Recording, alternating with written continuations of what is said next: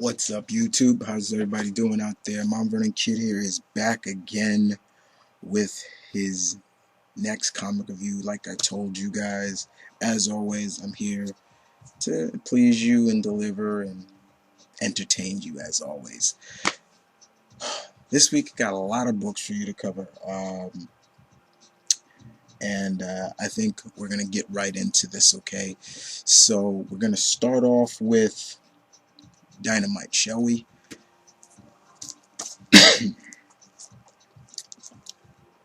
Bionic Man, number 4. Alright, sum this really up quick.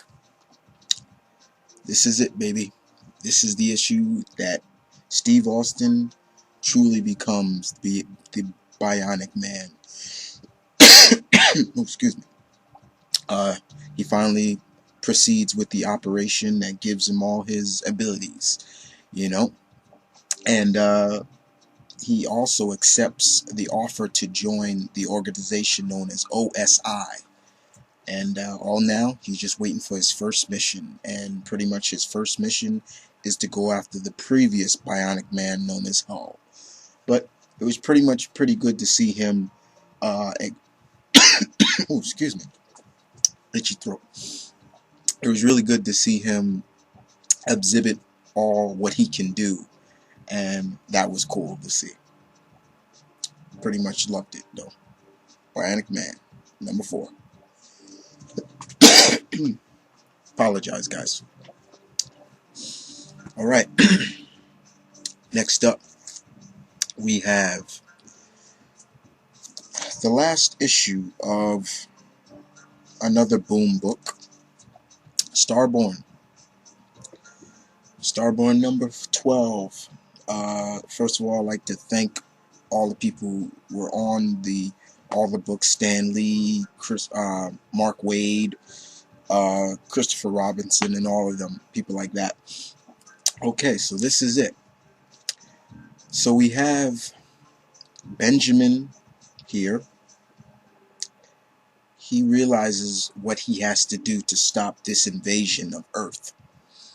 And he needs the power of the gauntlet that his father once used. The gauntlet is this thing you see right here. And basically what he does, I don't want to spoil too much for you, but he basically shows the people that his father oppressed, the aliens, races that have come to destroy the human race, that we're not so different.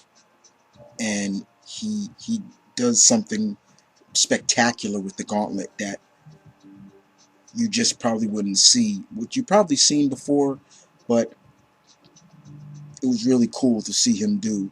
He chose a path that his father probably would have never chosen, but especially his birth father. But it was really good. It went out pretty well for me. It's still sad to see these books leave because I really enjoyed Starborn and Soldier Zero and The Traveler. But it was really good to see this book in action, see Benjamin do his thing. But is this the end of me reading any more Boom books? No, because in December there's something coming out for Boom that I might pick up. I probably will pick up. You'll just have to wait and see. But thanks Mr. Lee and Mr. Wade and Mr. Robinson and all of them for delivering these books. Okay, so that ends all the independent books I got. We'll move into Marvel now. And we'll kick it off, of course, with the world's greatest superhero. Yes, it says that on the book now. Amazing Spider-Man number 674.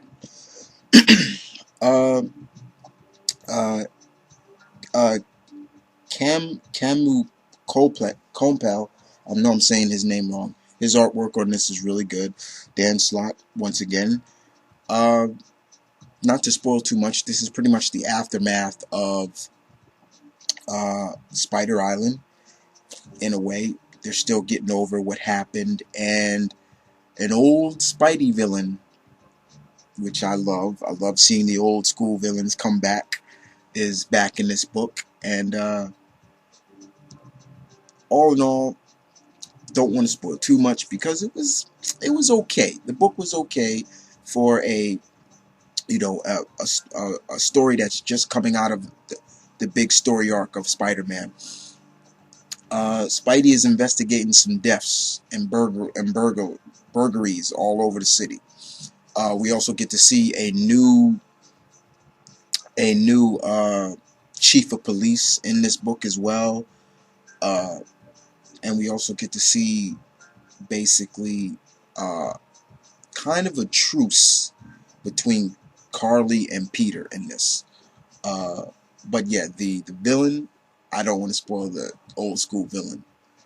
You just got to pick it up to read for yourself. But Amazing Spider-Man 674, not bad. All right, moving on to Avengers number 19. The formation of the new Avengers lineup. All right. First and foremost, they're looking into Norman Osborn's escape from the raft, and pretty much they're questioning John Walker, aka U.S. Agent, because he's the warden of the raft, and he's trying to figure out how Norman Osborn was able to escape under the Avengers' watch. This is also a story that continued in that previous happened in New Avengers. But we also get to see the formation of the New Avengers team, and Cap goes to find some of the people. Tony and Cap are talking, and they're looking at an old Avengers picture, and they see and Cap's about Steve saying, you know, we need old faces. We need old faces on this team. And Steve goes to Hell's Kitchen, where T'Challa, Panthers, he was the first one he went to and told T'Challa, I need you. I need old faces on the team. You're a familiar face, you're a friend, I need you. T'Challa said, I'll be there to call, no problem, but you need firepower as well. You need a heavy hitter. Basically saying because of the loss of Thor. He said, you need my wife. So yeah, we also get to see Storm in this book, and Cap says to Storm, how would you like to be an Avenger? And she says, did my husband put you up to this? This is the only way that you can...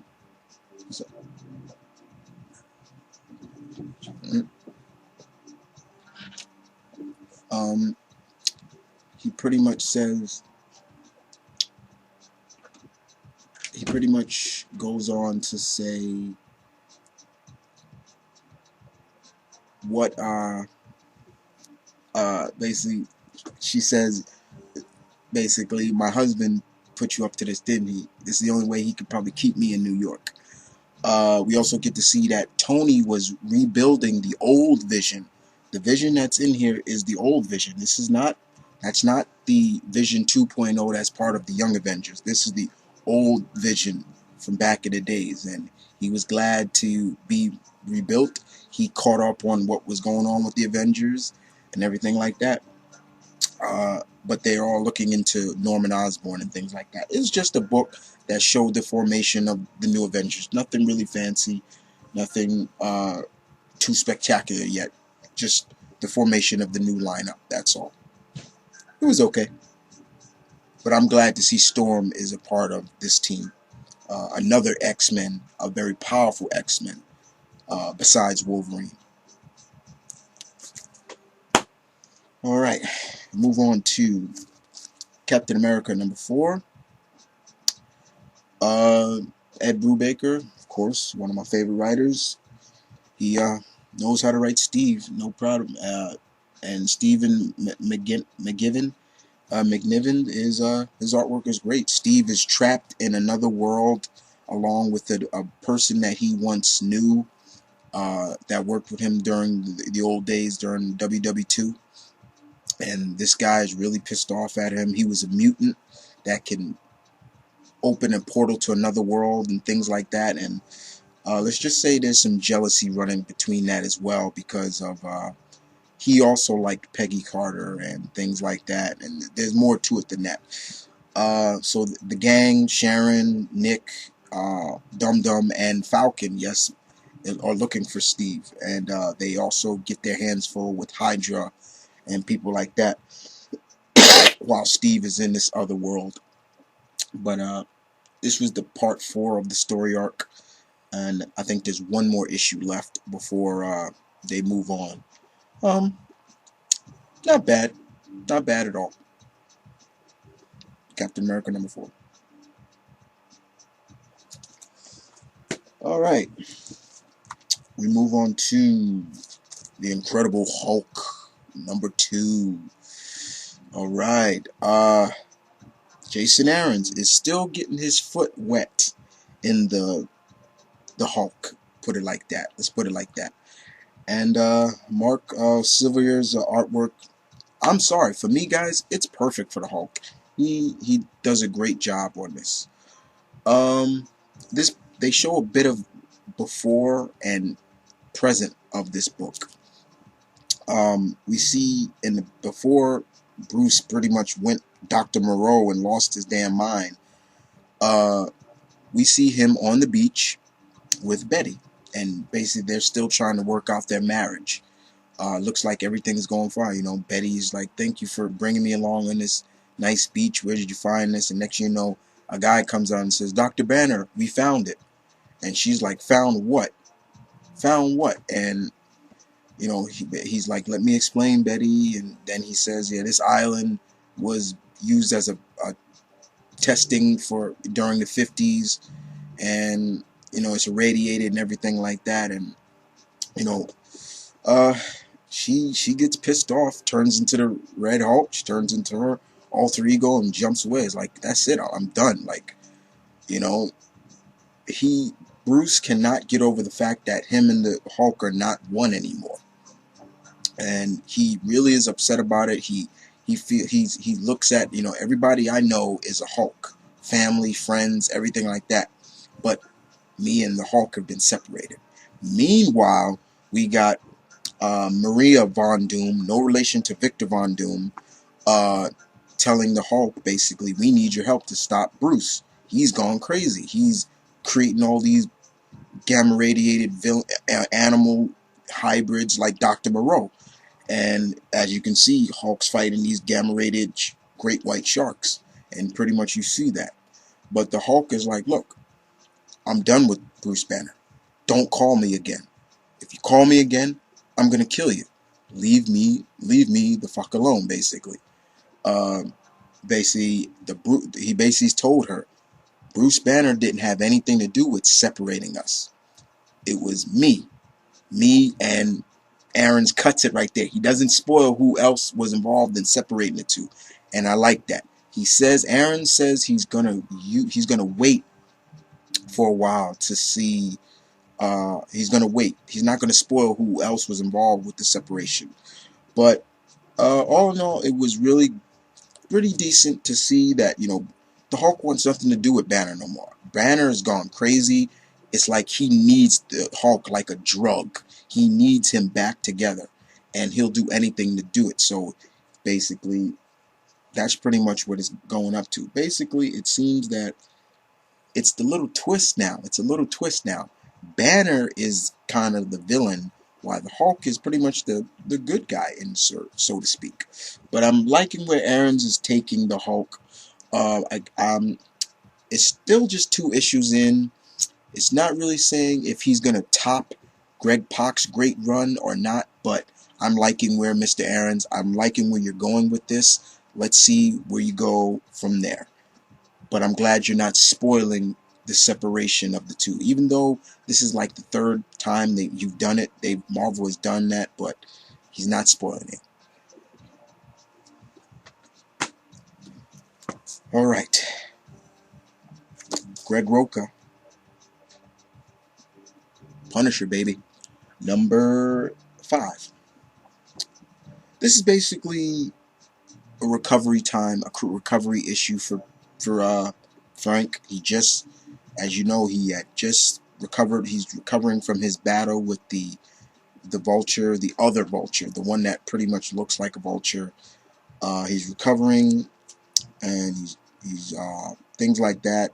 Meanwhile, we have a little boy befriend him, kind of find like his hideout where he's at, and he's coming back all the time and asking Frank, "Were you a soldier?" Everything like that, and things like that. In the meantime, we also have the syndicate that Frank is going after.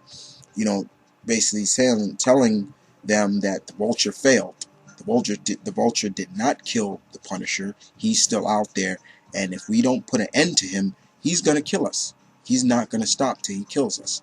Also, in the meantime, we see the two lead detectives trying to catch the Punisher, basically having some R&R time, celebrating Thanksgiving and things like that.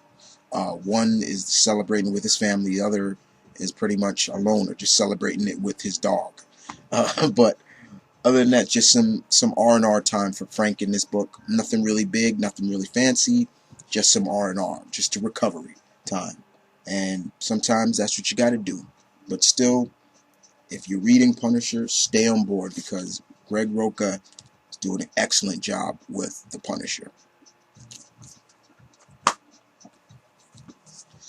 Alright, move on to Rick Remender, Venom, number 9. This is the outcome of Spider Island for I was about to say Eddie, for for Flash. And oh my god. Flash is still recovering from what happened in Spider Island, the death of his father, things like that. And he swings, and he just takes a little swing around town, and one leads to another. He's chasing some nutbag in a tank, and this guy has no kind of regard for human life. He's running over people with the tank, and Flash is trying to stop this. And by doing so, by killing people that he's doing, Flash is getting angry, and he's kind of losing control of the symbiote. And let's just say Flash becomes the Venom that we all remember from the 90s. The Lethal Protector comes out, and he chases this guy down. And when he catches him, holy shit, guys.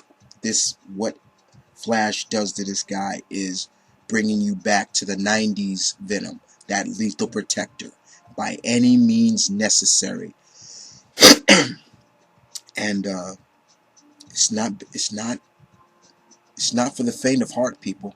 Let me just put it like that. Not to spoil what Flash does to this man, but I'm telling you right now, you are just going to have your jaws drop to see what Flash does to this guy when he catches him.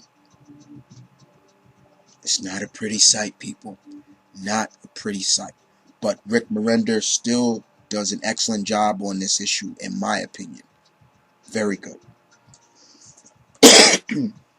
Sorry, guys, I'm getting over a cold. Sorry. Alright. Last Marvel book, Ultimate Comics X-Men. Nick Spencer. DYNAMITE does the artwork. So now that the news is out that the government in the Ultimate Marvel Universe was responsible for the creation of mutants, it's kind of on a two-way street. You got Quicksilver, who is talking to the president and telling them, you need a liaison to the mutant population. Nick Fury's not having that. You got William S. Stryker going around bombing and destroying Times Square. Rogue is talking about she's been talking to God, and God wants her to kill herself, things like that, while Johnny, Bobby, and Kitty basically are trying to save her. Also, in the meantime, when they save her, they meet up with Jimmy, Wolverine's son, and what looks like to be, to me, to be the ultimate version of the mutant known as Maggot. And Jimmy basically tells Kitty and them that we have to stop William S. Stryker. He's gone crazy. And that's pretty much what this book is all about, you know. And I have to admit, guys, I'm pretty much enjoying it. I'm not really bad. So thank you, babe, once again, as always. She's the one that buys the Ultimate books for me, so can't say no more about that. But Ultimate Spider-Man, Ultimate X-Men, not bad. Alright, so we move on to DC, and I have 8 DC books to cover for you. Alright, so let's kick it off with Batman. Yes, Scott Snyder, Greg Capullo. Bruce is trying to figure out this Society of Owls, you know. I know I'm probably getting that name wrong, but it also has something to do with his great-great-grandfather as well. And why do they want to kill Bruce Wayne and things like that? And it's pretty much a cat and mouse game in this. Great detective work by Bruce trying to figure out where their headquarters are and who's behind this, things like that.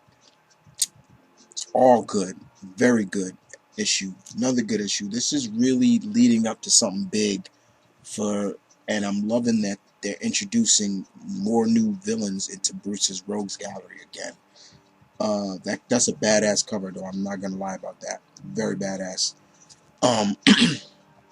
And it pretty much ends with a bang. And I'm not saying that metaphorically. I'm talking about literally with a bang.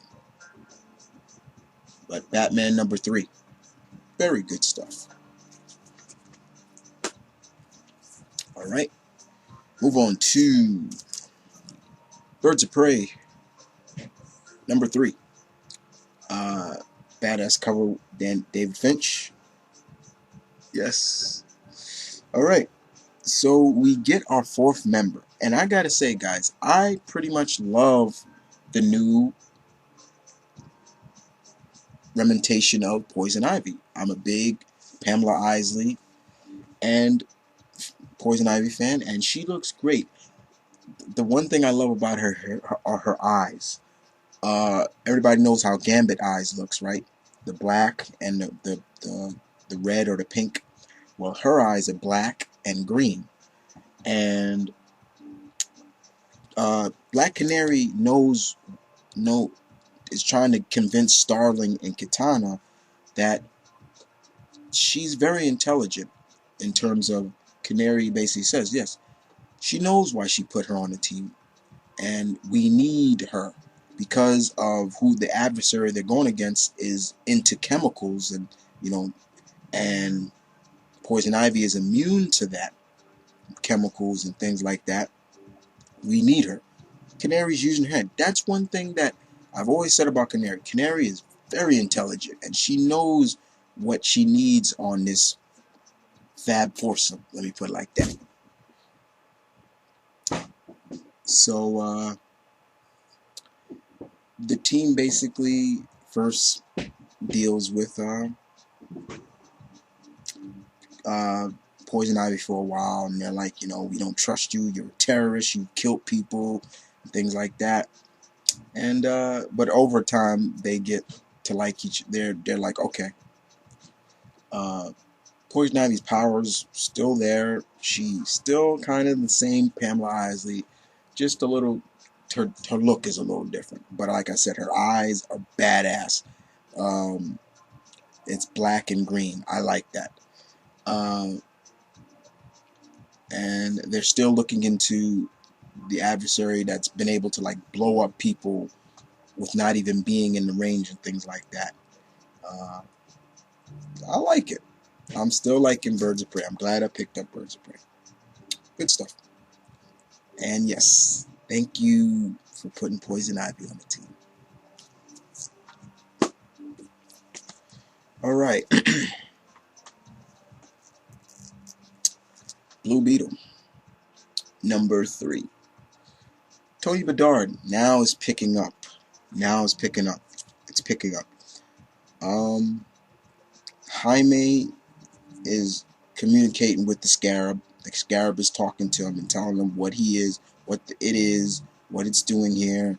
Jaime is trying to tell him, like, you can't just go around killing people, and because the Scarab's like, it sees dogs barking, and it's like, these mammals will give away our positions. I'm gonna take it out, and the cannons come out, and Jaime's like, no. We also get to see who is after the Scarab, who wanted it before it fell into Jaime's hands, or I should say spine, and it is somebody very close to Jaime. I should say close to one of Jaime's classmates, a girl that he likes.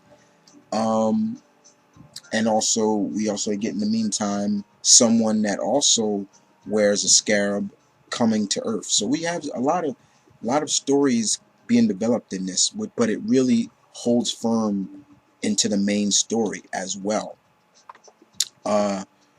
We also get to see more of what seems to be more new characters for Blue Beetle's Rogues Gallery, and this badass looking guy called Silverback at the end of the issue looks pretty badass, and he's been sent in by the employer who wants the Scarab to find Jaime, kill him if necessary to regain the Scarab.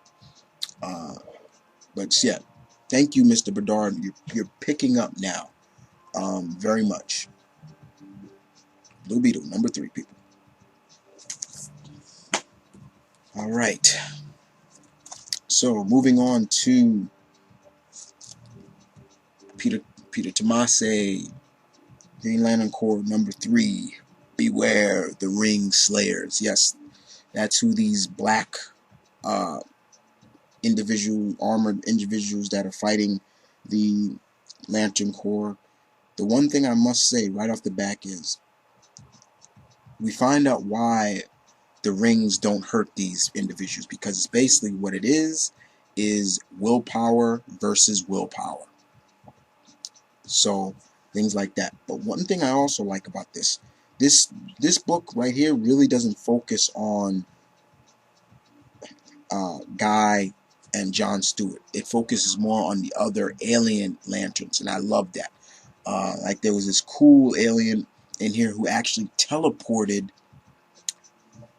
like 32 other Green Lanterns to Guy and John position, so they as reinforcements. I thought that was cool. I'm like, okay, who is this guy? All right, I gotta know more about this guy. But that's pretty much what the main focus of this is: who the ring slayers are, and they focus more on the alien lanterns, which I think a lot of people want. They want to focus more on that and not just the human lanterns in this. But it leaves on a cliffhanger in this book, but I'm not going to spoil what that was. But I pretty much enjoyed Green Lantern Corps number 3 or 60. What this would be? What 60, 67, 57? I'm pretty much sure, because this still doesn't feel like a relaunch to me at all. But it was good. I enjoyed it. All right, move on to Justice League number 3. Basically, this is the introduction to Wonder Woman, and we see what Diana, where she's at, and who is. It was really, I thought it was funny to see her, walk around with her sword in her hand in Washington D.C. So Steve Travers is her liaison in this, and she's basically saying, have you seen any harpies? And the harpies we're talking about is the parademons. If you read issue 2, we saw the parademons invade, so we all know who's coming soon. And I've seen what you know who looks like, and he looks badass, looks cool. She meets this little girl who she looks at and is like, "What are you eating?" And the little girl says, "Ice cream." And she's like, she turns to the ice cream guy and like, "I want an ice cream too. Give me one." And the guy's, and she has her sword pointed at him. He's like, "Okay, but just don't lob my hand off." And she loves it. It was kind of funny. While Batman, Superman, Green Lantern, and Flash are fighting off the parademons, you know, we also see Cyborg's father trying to save his life because of what happened to him. He nearly got killed by the energy that happened when the boom tube opened up and the parademons came out. So they kind of kept Cyborg's origin kind of the same. Not too much differences, because that's pretty much almost how he became Cyborg in the first place. And, you know, we see Steve Trevor's basically telling, Wonder Woman, you got to stop running off, and, all you doing is fighting. You're looking for a fight and things like that. And Wonder Woman's like, you sound like my mother and things like that. Everybody on Paradise Island says, treated me like a kid. Well, I'm not on Paradise Island, and you can't treat me like a child anymore. So she actually, you see her finally join up with the boys, and she, starts taking the parademons on. Superman turns like, "Whoa, you're strong," and Wonder Woman turns like, "Yeah, I know." And she basically says, "Greeting, fellow warriors. I followed these demons here, and things like that." And it pretty much ends with another member of the team coming out, and I gotta admit, the way he came out was badass. I'm gonna spoil it a little bit for you guys. They were like, the parademons seemed to be opening up, the big fire holes that Apocalypse has in the water, and then next you see a parademon. What looks like it's alive, but if you look closely, you see something sticking out of his chest, which was the 3 tridents, and he was like, and who is their Aquaman? He's like, they're in the water as well, and so who's in charge of this operation? If not, I appoint myself. And it was cool. That's how it ended. About, I say, so far so good. Interesting twist to how the team got together, but still good. And Hal's still acting like a jerk, especially because he still think Batman can't hold his own. And Flash even says, you don't have powers, Batman? I thought you were like some vampire. That was funny. I laughed my head off on that one. But not bad. All right, moving on to Nightwing, number 3. Can't escape your past. Basically, Nightwing, as you know, has become the owner of Haley's Circus, the circus that he was a part of. Mr. Haley was killed by Psycho, the villain in this, and we also get to see basically that someone who is a part of the circus, the son of Haley, Mr. Haley, does not like it, and still Dick is still on the trail of Psycho and who hired him and why was he killed, why did he kill Mr. Haley, things like that. And that's pretty much what this is. He's still trying to figure out who Psycho is. Psycho is. But other than that, that's all. It was not bad. We also get to see him fight another villain known as, I guess, Feedback or so, a telepath in this. But yeah, not bad at all. But the question is, what is Dick gonna do now? Will he lead and take ownership of? What will he do with the ownership of the circus? All right, moving on to Supergirl, number 3. And Supergirl is still learning the truth about what happened to Krypton from her cousin, who she still doesn't believe is her cousin. She's still upset. She's still mad. She can't really believe that the guy standing in front of her with the family crest is her cousin, because she still remembers her babysitting Clark. He was a baby. Uh, so she flies off and things like that. She's very upset. So she tries to find the pod that she came in. We are introduced to, I guess, one of the villains that will be part of her rogues gallery as well. And he has some surprises for her. And still, Supergirl still can't really understand English, so she doesn't really talk too much in this, except to Clark. They're both talking in Kryptonese, or I guess that's how you say it. But she's still pretty grievously upset about her planet, and still she doesn't believe what I said, that Clark, Superman, is her cousin. But other than that, Michael Green does a pretty decent job on this book. Pretty decent job at all. Supergirl number 3. Okay, and last but not least for DC, and the final book I had for this week is none other than Wonder Woman number 3. Alright, so here we have DC's really big change of Wonder Woman's origin. Brian Azzarello basically, and DC basically, they say that the original origin of Wonder Woman is false. It's fake. It was made up. Basically, Wonder Woman, Diana, is a demigod. I'm gonna spoil a little bit on this one, guys. She is the daughter. She is the bastard child. I can't say no more, but she's the bastard child of Zeus and Hippolyta. Zeus and Hippolyta got busy and had Diana. And we all know, Zeus can't keep it in his pants, and that pisses off Hera. And if Hera finds out, she will try to kill Diana.